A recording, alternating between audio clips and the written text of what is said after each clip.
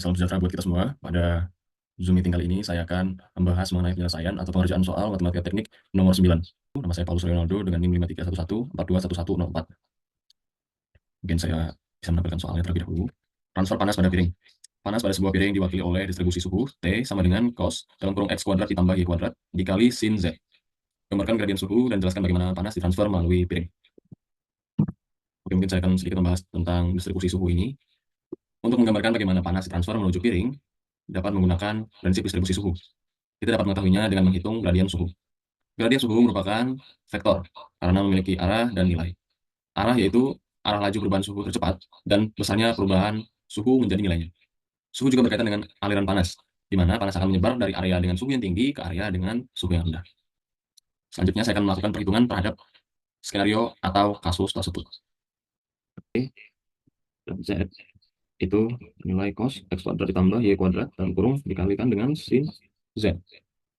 Jadi gradien suhu merupakan turunan parsial dari suhu terhadap setiap variabel dalam lingkup ruang X, Y, dan Z. Dapat kita tuliskan menjadi gradien T sama dengan diferensial suhu atau yang dilambangkan dengan T terhadap diferensial X, diferensial P per diferensial Y, diferensial P per diferensial Z. Oke ya. Kemudian hal yang akan kita lakukan ialah menghitung setiap turunan parsial, dimulai dari turunan parsial terhadap X.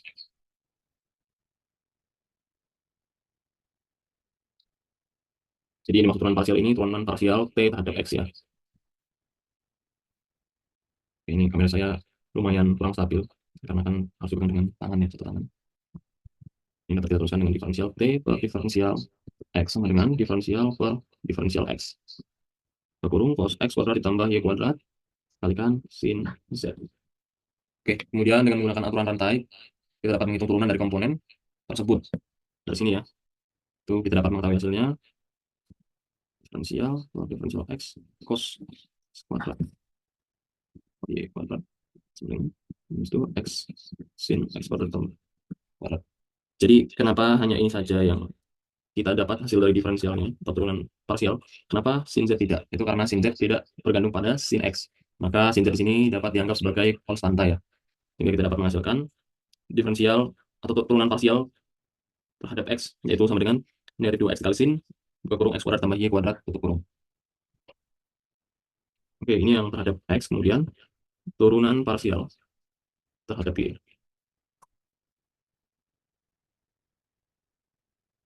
Itu dapat kita cari dengan menuliskan diferensial T, diferensial Y, sama dengan diferensial kali diferensial Y dikalikan cos kuadrat tambah Y kuadrat dikali sin Z. Kemudian di sini kami dapat menuliskan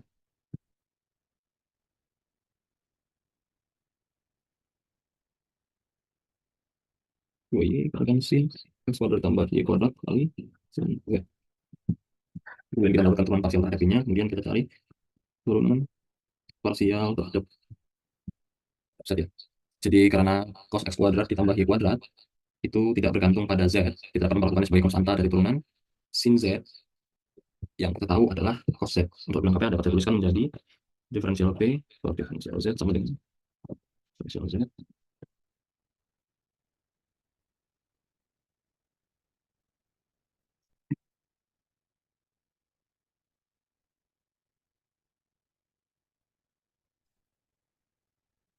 Sekarang jadi X kuadrat tambah Y kuadrat, turunan dari sin Z yaitu cos Z.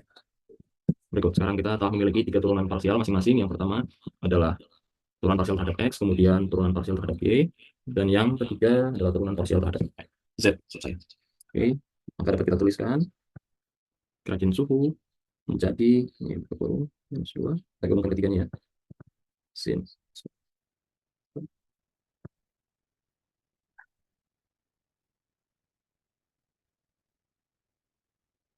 dan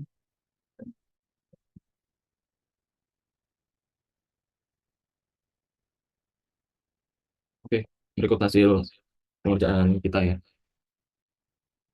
Oke, mungkin saya akan melanjutkan dengan kode program atau codingan dari kasus tersebut. Saya menghitung gradien suhu. Di sini ada segitiga terbalik, ya, terbalik T gitu, yang dapat dibaca menjadi gradien suhu. Kemudian saya memvisualisasikannya dalam ruang 3D.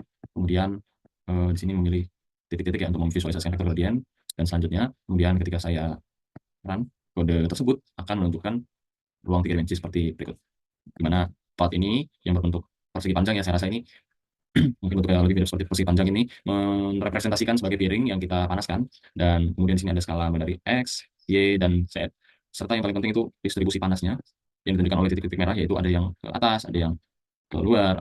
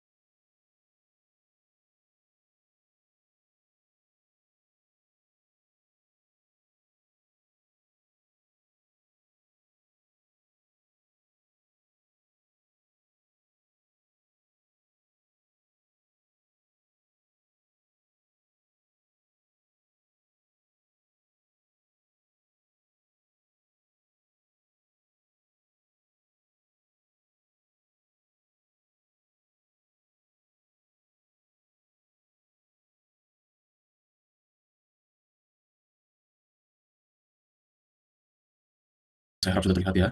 Di sini saya sedikit melakukan modifikasi sehingga pada program dapat kita tentukan nilai X, Y, dan Z-nya sendiri. Saya melakukan penambahan bagian ini, kemudian langsung kita run saja ya. Oke, ini sudah ada nilai X sesuai dengan perhitungan manual yang tadi kita lakukan. Kita akan masukkan nilai X yaitu senilai 1, kemudian kita masukkan nilai Y sebesar 2, dan nilai Z sebesar 90 derajat. Oke, itu dia. Nah, didapatkanlah suhu pada titik yang telah kita masukkan tadi, yaitu sebesar 0,2535. Atau kita ambil 2 kali 0, jadi 0,25 gitu ya. Kemudian gradien suhu atau perubahan suhu pada masing-masing arah vektor, yaitu X, Y, dan Z, yaitu dt pada X itu nilai 1,71. Hampir sesuai ya dengan yang kita lakukan tadi, yaitu yang kita dari perhitungan manual itu 1,91. Kemudian di sini dt kita mendapatkan hasil 3,4, kemudian dan dz mendapatkan hasil negatif 0,12 gitu. Warna kehijauan ini merupakan distribusi panas. Panas dimulai dari tengah, kemudian akan berangsur-angsur menyebar melalui permukaan ke kiri, ke kanan, dan ke atas begitu. Seperti grafik yang telah kita dapat tadi. Nah, ini menunjukkan warna hijau ini kemudian perlahan menyebar ke seluruh area plat atau dalam kasus ini piring yang kita panaskan. Oke, mungkin itu saja yang dapat saya jelaskan dan saya share di Zoom meeting kali ini. Oke, semoga apa yang telah kita bahas dapat menjadi manfaat bagi setiap penonton dari video ini.